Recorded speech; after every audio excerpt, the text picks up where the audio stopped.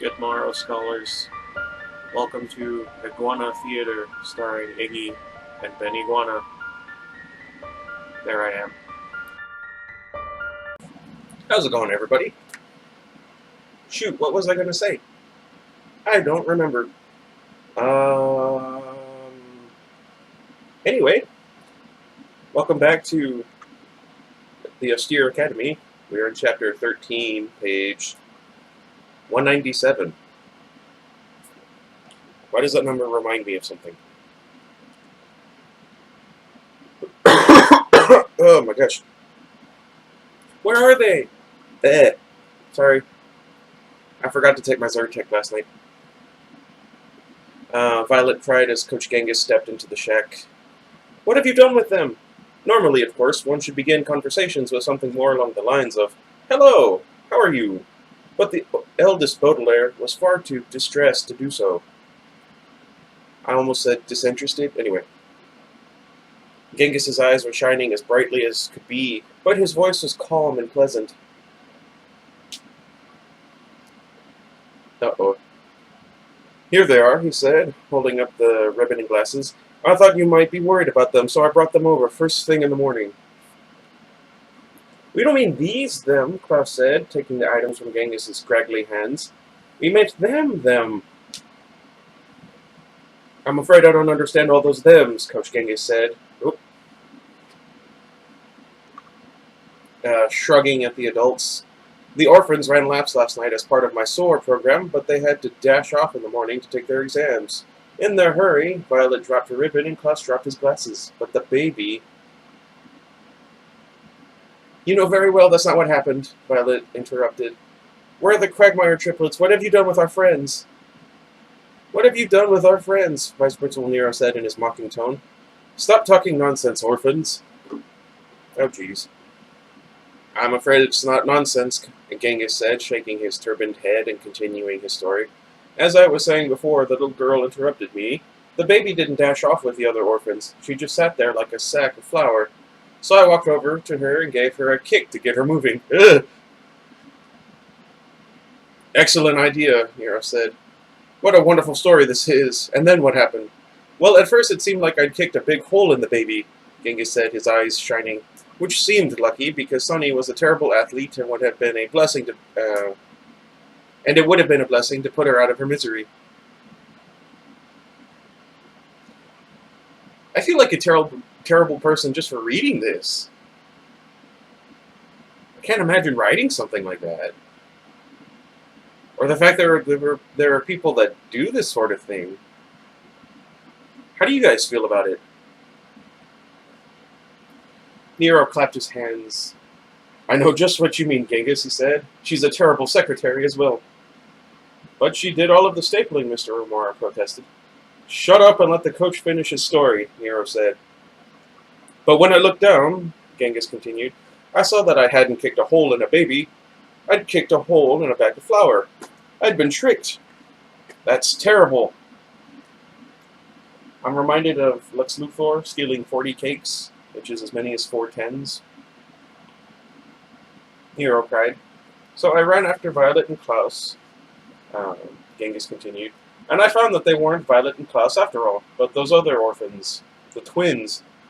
They're not twins, Violet cried. They're triplets. They're triplets, Nero mocked. Don't be an idiot. Triplets are when 4 babies are born at the same time, and there are only 2 Quagmires.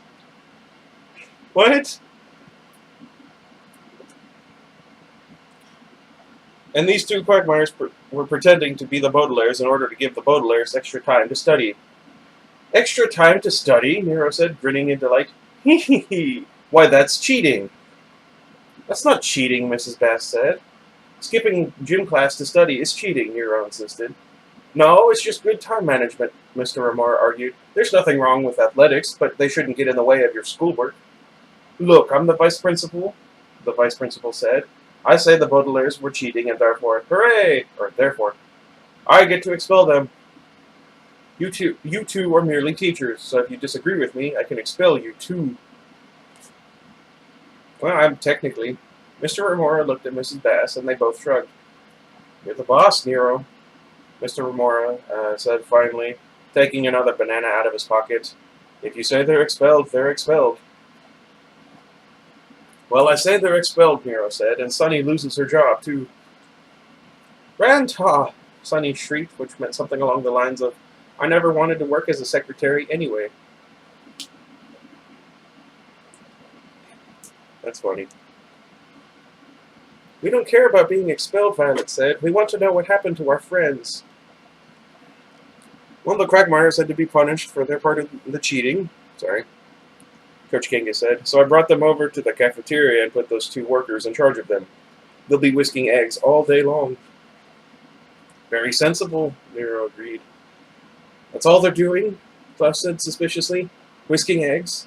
That's what I said, Genghis said, and leaned so close to the Baudelaires that they could see where his shiny eyes... so close to the Baudelaires that all they could see were his shiny eyes and the crooked curve of his wicked mouth. Those 2 quagmires will whisk and whisk until they are simply whisked away.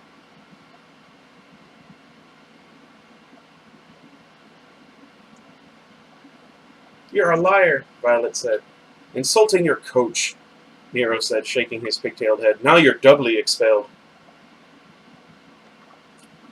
What's this? I don't remember what his voice was. Oh well. Said a voice from the doorway. Doubly expelled? The voice stopped to have a long, wet cough, so the Baudelaires knew without looking that it was Mr. Poe. He was standing at the orphan's shack, holding a large paper stack and looking busy and confused. What are all of you doing here? He said. This doesn't look like a proper place to have a conversation. It's just an old shack. What are you doing here? Nero asked. We don't allow strangers to wander around Krufrock Preparatory School. Poe's the name, Mr. Poe said, shaking Nero's hand. You must be Nero. We've talked on the phone. I received your telegram about the 28 bags of candy and 10 pairs of earrings with precious stones. My associates at Mortuary Money Management thought I'd better deliver them in person. So here I am. But what's this about expelled? These orphans you foisted upon me. I don't see this word that often, Nero said, using a nasty word for gave. I have proven to be terrible cheaters, and I'm forced to expel them. Cheaters? Mr. Poe said, frowning at the 3 siblings. Violet, Klaus, Sunny, I'm very disappointed in you. You promised me that you'd be excellent students. Well, actually, only Violet and Klaus were students, Nero said. Sunny was an administrative assistant, but she was terrible at it as well. Mr. Poe's eyes widened in surprise as he paused to cough into his white handkerchief. An administrative assistant, he repeated. Why, Sunny's only a baby. She should be in preschool, not an office environment.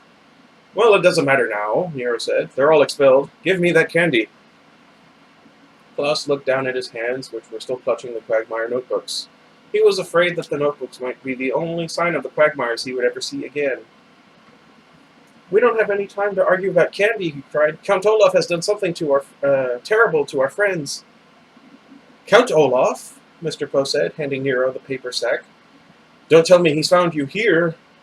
No, of course not, Nero said. My advanced computer system has kept him away, of course. But the children have this bizarre notion that Coach Genghis is actually Olaf in disguise. Count Olaf. Yeah. Oh, my throat. Genghis said slowly. Yes, I've heard of him. He's supposed to be the best actor in the whole world. I'm the best gym teacher in the whole world, so we couldn't possibly be the same person. Mr. Poe looked Coach Genghis up and down and shook his hand. A pleasure to meet you, he said, and then he turned to the Baudelaires. Children, I'm surprised at you. Even without an advanced computer system, you should be able to tell that this man isn't Count Olaf. Olaf has only one eyebrow, and this man is wearing a turban, and Olaf has a tattoo of an eye on his ankle. And this man is wearing expensive running shoes. They are quite handsome, by the way. Oh, thank you, Coach Genghis said. Unfortunately, thanks to these children, they have flour all over them, but I'm sure it will wash off. If he removes his turban and his shoes, Violet said impatiently, you will be able to see that he's Olaf. We've been through this before, Nero said. He can't take off his running shoes because he's been exercising and his feet smell. And I can't take off my turban for religious reasons, Genghis added. You're not wearing a turban for religious reasons, Klaus said in disgust. and Sonny shrieked something in agreement. "You're wearing it as a disguise! Please, Mr. Poe, make him take it off!" "Now, Klaus," Mr. Poe said sternly, "you have to learn to be accepting of other cultures." Cultures. "I'm sorry, Coach Genghis. These children aren't usually prejudiced." "That's quite all right," Genghis said. "I'm used to religious persecution." I forgot about this part. "However," Mr. Poe continued after a brief coughing spell, "I would ask you to remove your running shoes, if only to set the Baudelaire's mind at ease. I think we can all stand a little smelliness if it's in the case of criminal justice." "Smelly feet," Mrs. Bass said, wrinkling her nose. "Ew, gross. I'm afraid I cannot take off my running shoes." Coach Genghis said, taking a step toward the door. "I need them." "Need them for what?" Nero asked. Coach Genghis took a long, long look at the three Baudelaires and smiled a terrible, toothy grin. "For running, of course," he said, and ran out the door. The orphans were startled for a moment, not only because he had started running so suddenly, but also because it seemed like he had given up so easily. After his long, elaborate plan, disguising himself as a gym teacher, forcing the Baudelaires to run laps, getting them expelled, he was suddenly racing across the lawn without even glancing back at the children he'd been chasing for such a long time. The Baudelaires stepped out of the orphan's shack, and Coach Genghis turned back to sneer at them.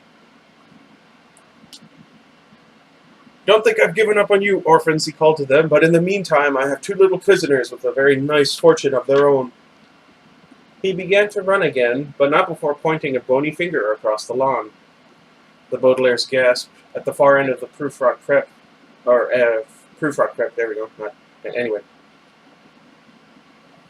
They saw a long black car with dark smoke billowing out of its exhaust pipes, but the children were not gasping at air pollution, although that is unfortunate. The two cafeteria workers were walking toward the car, but they had taken off their metal masks at last, and the three youngsters could see that they were the two powdered-faced women who were comrades at Count Olaf's. But this is not what the children were gasping at either, although it was a surprising and distressing turn of events. What they were gasping at was that was what each of the women, was dragging toward the car. Each powder-faced woman was dragging one of the Quagmire triplets, who were struggling desperately to get away. "Put them in the back seat," Genghis called. "I'll drive. Hurry." "What in the world is Coach Genghis doing with those children?" Mr. Poe asked, frowning. The Baudelaires did not even turn to Mr. Poe to try and explain. After all their sword training sessions, Violet, Klaus, and Sonny found that their leg muscles could respond instantly if they wanted to run, and the Baudelaire orphans had never wanted to run more than they did now. "After them!" Violet cried, and the children went after them. Violet ran, her hair flying wildly behind her. Klaus ran, not even bothering to drop the Quagmire notebooks, and Sonny crawled as fast as her legs and hands could carry her.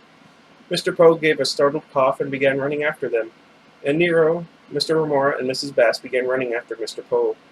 If you had been hiding behind the archway, spying on what was going on, you would have seen what looked like a strange race on the front lawn, with Genghis running in front, the Baudelaires right behind, and assorted adults huffing and puffing behind the children. But if you continued watching, you would have seen an exciting development in the race. A phrase which here means that the Baudelaires were gaining on Genghis. The coach had much longer legs than the Baudelaires, of course, but he had spent the last 10 nights standing around blowing a whistle. The children had spent those nights running hundreds of laps around a luminous circle, and so their tiny, strong legs, and in Sonny's case arms, were overcoming Genghis's height advantage. Almost at height and gait. Man, I need to take my Zyrtec. Still not sponsored by Zyrtec. I hate to pause at such a suspenseful part of the story, but I feel I must intrude and give you one last warning as we reach the end of this miserable tale. You were probably thinking, as you read that the children were catching up to their enemy, that perhaps this was the time in their lives, in the lives of the Baudelaire orphans, when this terrible villain would finally be caught, and that perhaps the children would find some kind of guardians, and that Violet, Klaus, and Sonny would spend the rest of their lives in relative happiness, possibly creating the printing business that they had discussed with the Quagmires. And you are free to believe that this is how the story turns out, if you want. The last few events in this chapter of the Baudelaire orphans' lives are incredibly unfortunate, and quite terrifying, and so if you would prefer to ignore them entirely, you should put this book down now, and think of a gentle ending to this horrible story. I've made a solemn promise to write the Baudelaire's history exactly as it occurred, but you have made no such promise, at least as far as I know, and you do not need to endure the wretched ending of the story, and this is your very last chance to save yourself from the woeful knowledge of what happened next. Violet was the first to reach Coach Genghis. As she stretched her arm out as far as she could, grabbing a part of his turban. Turbans, you probably know, consist of one piece of cloth wrapped very tightly and in a complicated way around someone's head. But Genghis had cheated, not knowing the proper way to tie a turban because he was wearing it as a disguise and not for religious reasons. He had merely wrapped it around his head the way you might wrap a towel around yourself when getting out of the shower. So when Violet grabbed the turban, it unraveled immediately. She had been hoping that grabbing his turban would stop the coach from running, but all it did was leave her with a long piece of cloth in her hands. Coach Genghis kept running. His one eyebrow glistened with sweat over his shiny eyes. "Look," Mr. Poe said, who was far behind the Baudelaires but close enough to see. "Genghis has only one eyebrow, like Count Olaf." Sunny was the next Baudelaire to reach Genghis. Gosh darn it, close. And because she was crawling on the ground, she was in perfect position to attack his shoes. Using all four of her sharp teeth, she bit one pair of his shoelaces and then the other. The knots came undone immediately, leaving tiny bitten pieces of shoelace on the brown lawn. Sunny had been hoping that untying his shoes would make the coach trip, but Genghis merely stepped out of his shoes and kept running. Like many disgusting people, Coach Genghis was not wearing any socks, so with each step his eye tattoo glistened with sweat on his left ankle. "Look," Mr. Poe said, who was still too far to help but close enough to see. "Genghis has an eye tattoo like Count Olaf. In fact, I think he is Count Olaf." Presumably. "Of course he is," Violet cried, holding up the unraveled turban. "Murdered! Murder!" Sunny shrieked, holding up a tiny piece of shoelace. She meant something like, "That's what we've been trying to tell you." Klaus, however, did not say anything. He was putting all his energy toward running, but he was not running toward the man we can finally call by his true name, Count Olaf. Klaus was running toward the car. The powdered-faced women were just shoving the Quagmires into the back seat, and he knew this might be his only chance to rescue them. Uh-oh. This will haunt them the rest of their lives. "Klaus! Klaus!" Isadora cried as he reached the car. Klaus dropped the notebooks to the ground and grabbed his friend's hand. "Help us! Hang on!" Sorry, Klaus cried and began to drag Isadora back out of the car. Without a word, one of the powdered-faced women leaned forward and bit Klaus's hand, forcing him to let go of the triplet.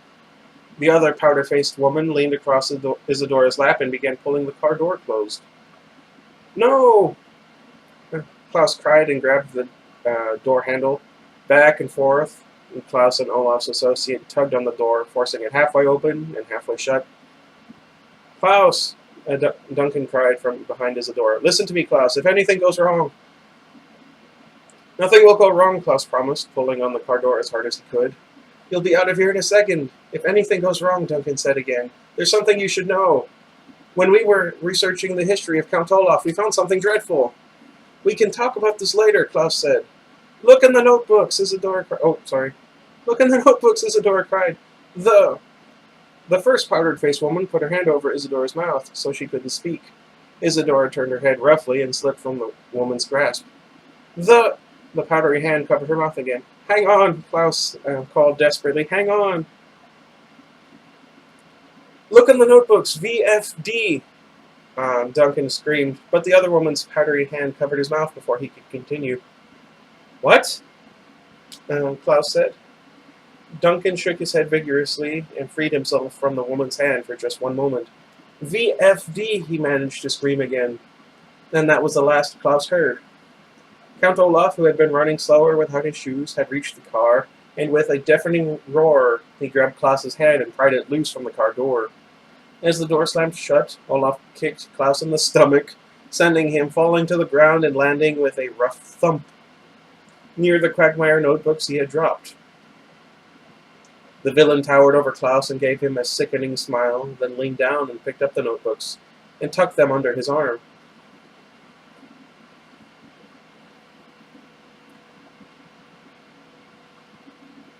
"No!" Klaus screamed, but Count Olaf merely smiled, stepped into the front seat, and began driving away just as Violet and Sunny reached their brother. Clutching his stomach, Klaus stood up and tried to follow his sisters, who were trying to chase the long black car, but Olaf was driving over the speed limit, and it was simply impossible. After a few yards, the Baudelaires had to stop. The Quagmire triplets climbed over the powder-faced woman and began to pound on the rear window of the car. Violet, Klaus, and Sunny could not hear what the Quagmires were screaming through the glass. They only saw their desperate and terrified faces. But then the powdery hands of Olaf's assistants grabbed them and pulled them back from the window. The faces of the Quagmire triplets faded to nothing, and the Baudelaires saw nothing more as the car pulled away. "We have to go after them," Violet screamed, her face streaked with tears. She turned around to face Nero and Mr. Poe, who were pausing for breath on the edge of the lawn. "We have to go after them. We'll call the police," Mr. Poe gasped, wiping his sweaty forehead with his handkerchief. "They have an advanced computer system, too. They'll catch him. Where's the nearest phone, Nero?" "You can't use my phone, Poe," Nero said. You brought three terrible cheaters here, and now, thanks to you, my greatest gym teacher has gone and took 2 students with him. The Baudelaires are triple expelled." "Now see here, Nero," Poe said. "Be reasonable." The Baudelaires sunk to the brown lawn, weeping with frustration and exhaustion. They paid no attention to the argument between Vice Principal Nero and Mr. Poe, because they knew from the prism of their experience that by the time the adults had decided on a course of action, Count Olaf would be long gone. This time, Olaf had not merely escaped, but escaped with friends of theirs, and the Baudelaires wept as they thought they might never see the triplets again. They were wrong about this, but they had no way of knowing they were wrong, and just imagining what Count Olaf might do to their dear friends made them only weep harder. Violet wept, thinking of how kind the Quagmires had been to her and her siblings upon the Baudelaires' arrival at this dreadful academy. Klaus wept, thinking of how the Quagmires had risked their lives to help him and his sisters escape from Olaf's clutches. And Sunny wept, thinking of the research the Quagmires had done and the information they hadn't had time to share with her and her siblings. The Baudelaire orphans hung on to one another and wept while the adults argued endlessly behind them. Finally, as I'm sorry to say, Count Olaf forced the Quagmires into puppy costume so he could sneak them onto the airplane without anyone noticing. The Baudelaires cried themselves out and just sat on the lawn together in weary silence. They looked up at the smooth gray stone, the tombstone buildings, and the arch with the Prufrock Preparatory School in enormous black letters, and the motto, Memento Mori, printed beneath. They looked out at the edge of the lawn where Olaf had snatched the Quagmire notebooks, and they took long, long looks at one another. The Baudelaires remembered, as I'm sure you remembered, that in times of extreme stress one can find energy hidden in even the most exhausted areas of the body. And Violet, Klaus, and Sunny now felt that energy surge through them now. "What did Duncan shout to you?" Violet asked. "What did he shout to you from the car about what was in the notebooks?" "V.F.D," Klaus said, "but I don't know what it means." "Said you," Sunny said, which meant, "We have to find out." The older Baudelaires looked at their sister and nodded. Sunny was right. The children had to find out the secret of V.F.D. and the dreadful thing the Quagmires had discovered. Perhaps it could help them rescue the 2 triplets. Perhaps it could bring Count Olaf to justice, and perhaps it could somehow make clear the mysterious and deadly way that their lives had become so unfortunate. A morning breeze blew through the campus of Prufrock Preparatory School, rustling the brown lawn and knocking against the stone arch with the motto printed on it, Memento Mori. Remember, you will die.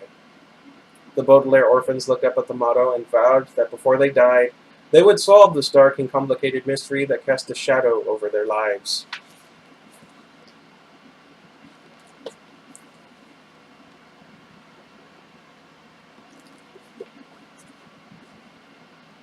See what I mean, though? Okay, that's the end of Book 5. That took us a while. Certainly no part. No thanks to me, the way,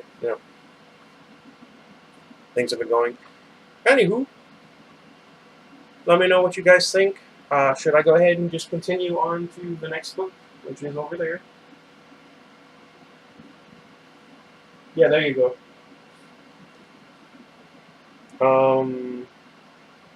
Or if you're interested in any Star Wars books and such, I have a few other suggestions. I'll talk about that at a later date. And until next time, goodbye, everybody.